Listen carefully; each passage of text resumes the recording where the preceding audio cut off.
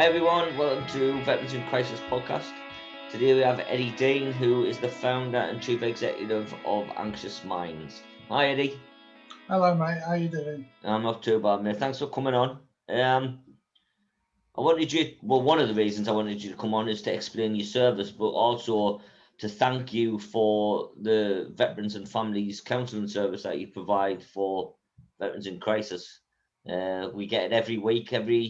It's a free service for us. There's no long waiting lists, and we get a person comes out, Margaret, who's lovely, every Friday. So thanks for that. No, you're welcome, mate. It's accessing counselling is really difficult, isn't it? The waiting lists are really long, and if we can provide that service for our veterans, then that's great.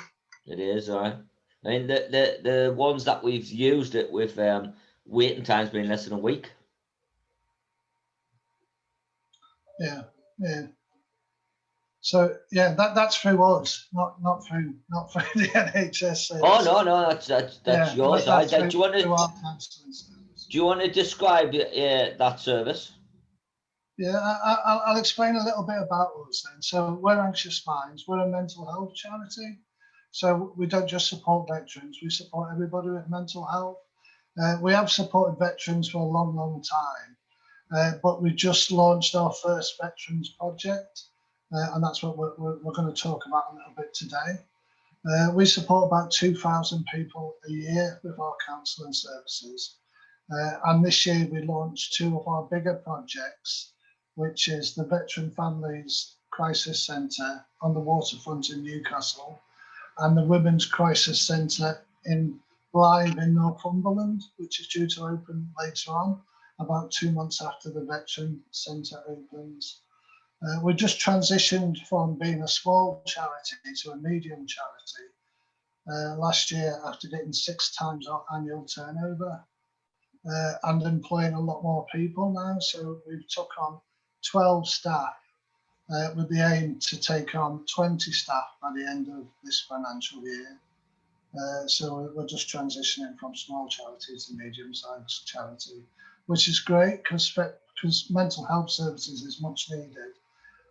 And we've just got some local and national contracts to help fund some of the activities we'll be delivering. So, yeah, I'm a veteran myself, as you're aware. Yeah, that's what I was going to say.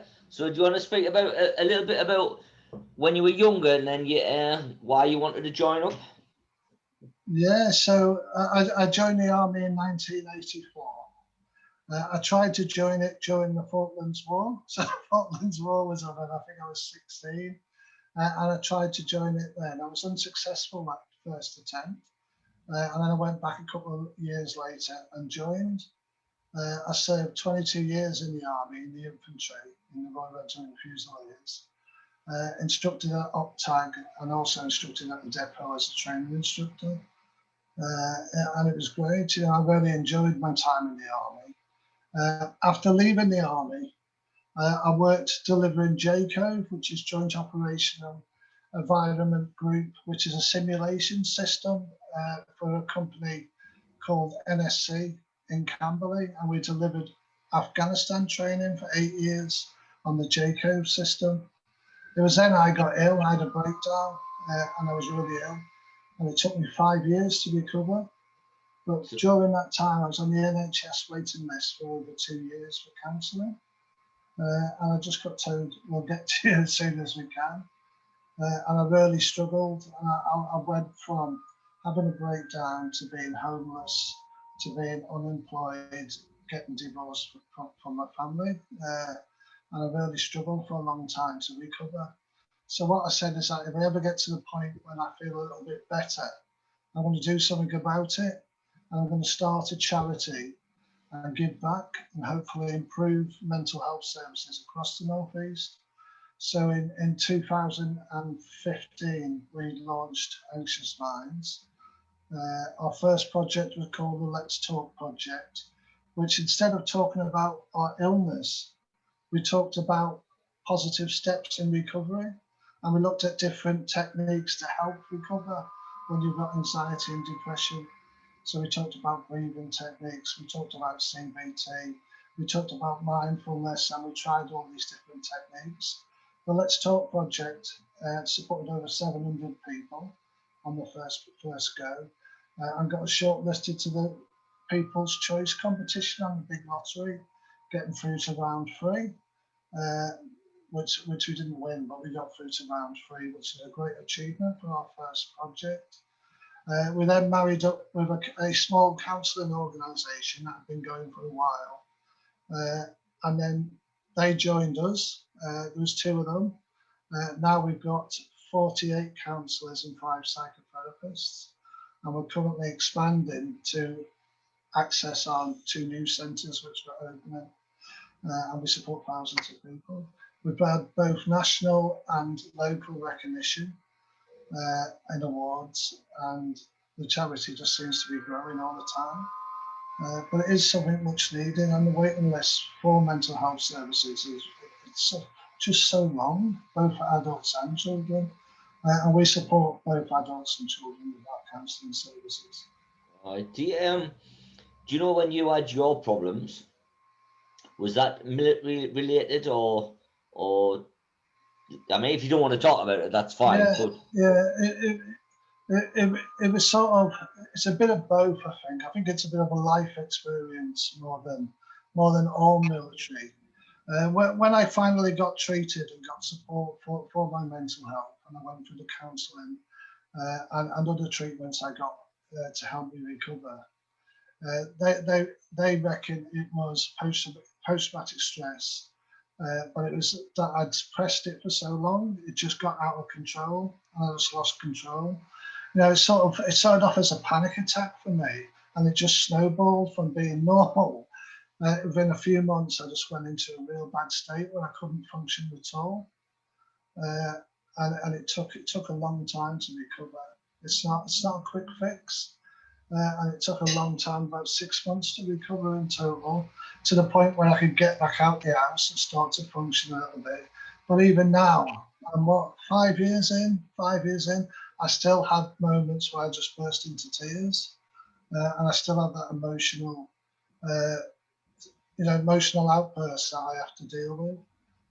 It just takes a long time to recover, but it took a long time to happen, because when I spoke to the experts, they said, something happened. I suppressed it. I used alcohol to deal with it. And I managed to control it for a long period of time, but it just gets to the point when you can't control it anymore. And I think a lot of men, when we hit middle age, and a lot of women that have also gone through trauma, we can deal with it when we're young, and we can manage it, we can self-medicate, and we can get on. But I think it just gets to that point when you can't manage anymore. Yeah, I think alcohol plays a big part in it, doesn't it, for especially veterans, because being in the forces, you use alcohol for every single emotion, really, don't you? If you're happy, if you're sad, celebrating, commiserating, any emotion, alcohol's involved. Yeah. Well, it's been an experience, both setting up the mental health charity and going through mental health myself, because I set the charity up with my war pension and my savings, and I don't take a wage from my work within the charity. 100% of funding we get goes back into providing services. But it's an experience in the fact that, we not only know how to support people with mental health issues, but we've got that lived experience of having a mental health issue. And I think, like yourself, who have been through struggles and understanding that it can get difficult at times, you've got that little bit more patience when you're dealing with people. And I think one of the best things we have is that everybody's an individual, and when we do the support for them, we assess them as individuals and provide the support that's needed for them to help them recover. But yeah, we've been quite successful, and we're a growing entity. You've come a massive way in 5 years. I mean, what was the reason you started the Veterans and Families part? So we've been a mental health charity, and when I first started Anxious Minds, I wanted to support everybody. That was the idea, was that anybody could access our services. If you were struggling, we work in schools, we work with women only, we work with anybody that can get to our centre, we provide support for them. I then had a phone call from the Town of London after last year, when we lost a lot of people to suicide last year. And I know there's a lot of talk about mental health services getting better for veterans, but last year we just lost so many people to suicide that they rang me up and said, can we help? Can we provide some more services?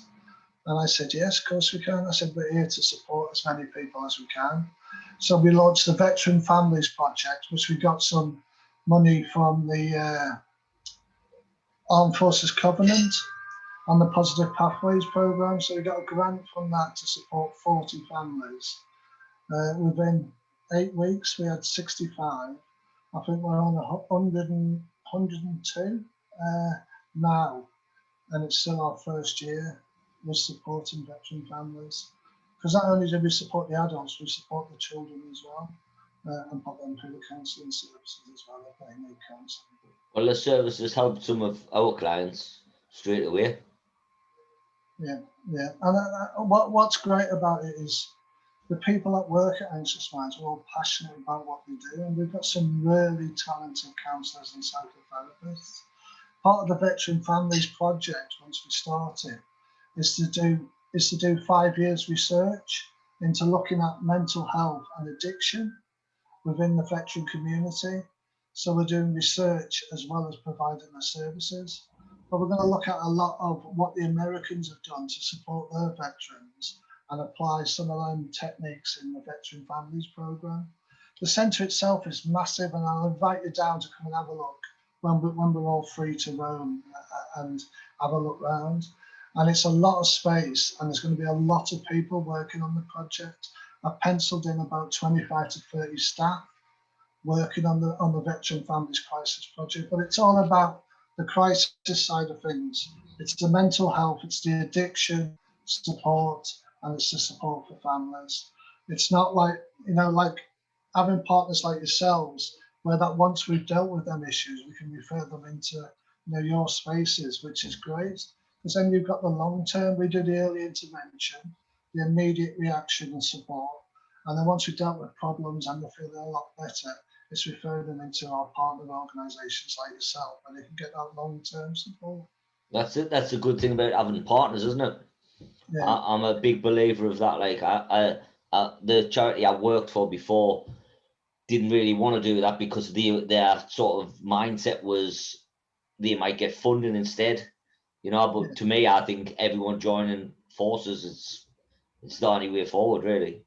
Yeah, because people want to pop in, because even now we have our own drop-in centre in Wallsend, which we use for our civilian population, shall we say, for the civvies. So we've got our drop-in centre in Wallsend, the recovery centre.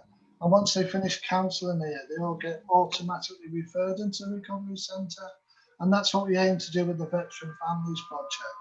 Because once we finish working with them, it could be addiction, it could be mental health.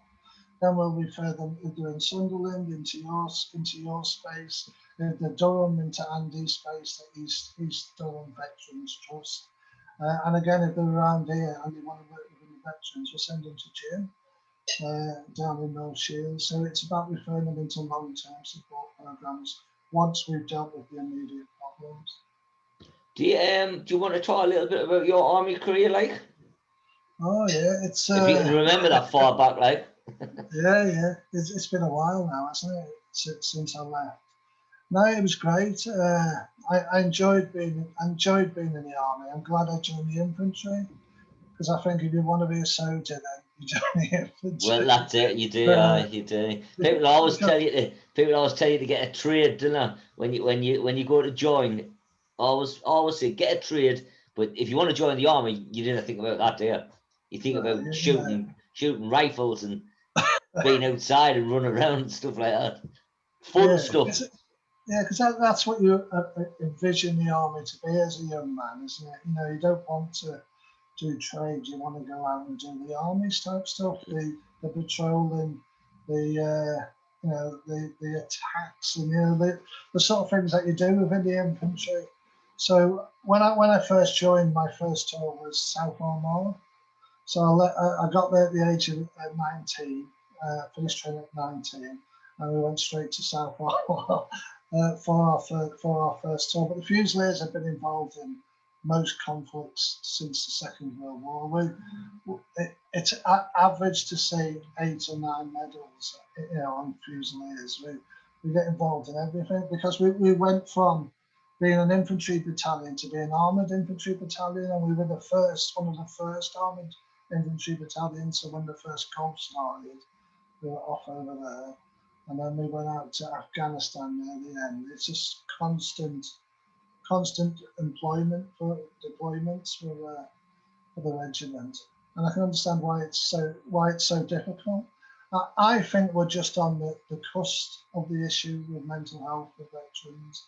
I think we're dealing with veterans from Afghanistan, from Iraq and Northern Ireland that have been suppressing for so long, and they get to that point where they're really struggling. And I think in a couple of years, we're going to get a lot more from Afghanistan coming through that are self-medicated for so long. Because veterans are, and it's the same with me, we're the last ones to ask for help. We think we can manage and cope. It wasn't to the point where I had the breakdowns when I realised I did need help, because you just try to self-medicate. And that's why the suicide rate, I believe, for veterans is so high, is because it's a last resort to ask for help. So by the time you're asking, it needs to be there, here and now, so that you're in and you're getting that support you need. And that's what we're hoping to achieve with the Veteran Family Crisis Centre. What I always ask everyone that comes on, what was your favourite place or your favourite moment, and what was your worst? I think my favourite time was probably instructing at the depot. So getting bully people around, Yeah, but it was great, wasn't it? It was your first achievement, wasn't it? I've achieved. Now I'm back at the depot where I was trained. So I love the depot. I love training new recruits, and I enjoyed that. I think the worst was as you get higher in rank, you get more responsibility, and it's not as much fun anymore.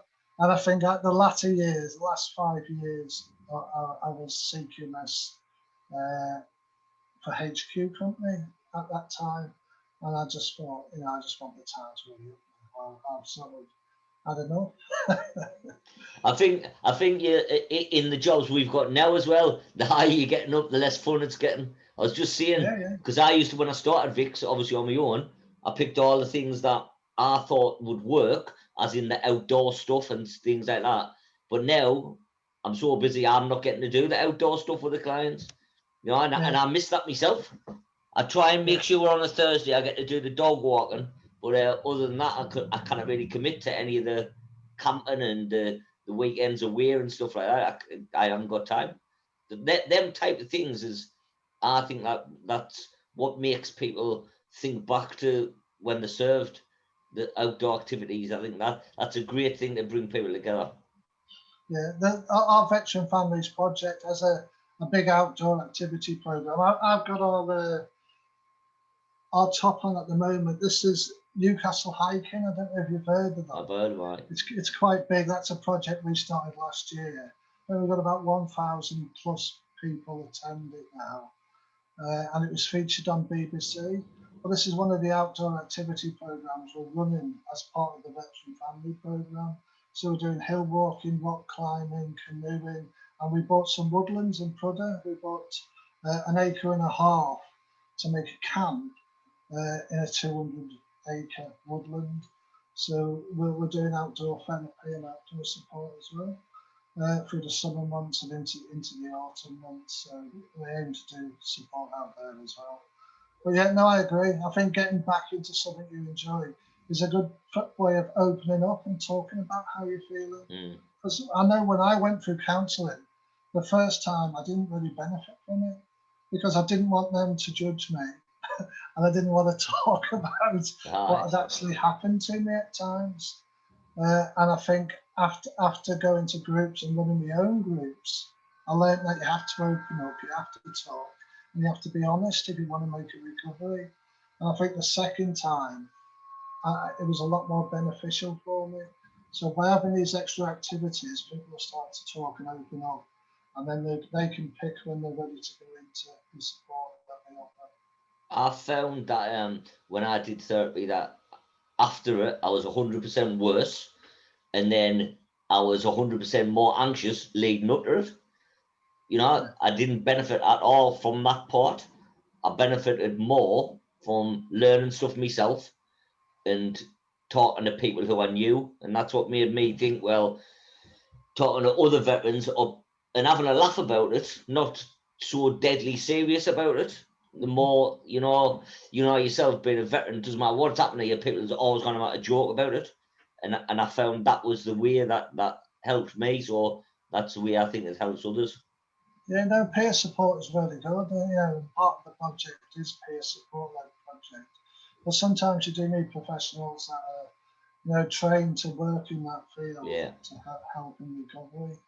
But it's different horses for different courses. You know what I mean? Some people take really well to counselling. Some people don't. Some people, like the peer support. I like the peer support. I like talking openly about what happened, and that really benefited me. I also liked mindfulness as well. I found mindfulness was really good. When I first couldn't cope and I couldn't function properly, mindfulness gave me a little bit of control back, which made me feel really good. So we're going to look at different ways of supporting veterans in the Veteran Family Programme. That's part of the research. We're going to say, right, let's have a look at counselling, let's have a look at mindfulness. There's also trauma release exercises that you can do. So there's lots of different things we're going to be looking at and seeing which works, which doesn't work, and then put together programs to try and see what the results are from that. Excellent. Well, I wish you luck in everything that you do, mate, and I also thank you for all the support you give Veterans in Crisis. Much appreciated. If you can send some links and that over in an email, we'll get them put on the advert before, and we'll put the website or whatever underneath. Cool. Thanks very much, mate. Nice one, there. Look after yourself. Cheers, Eddie. And you, mate. Take care. Thanks, pal. Bye.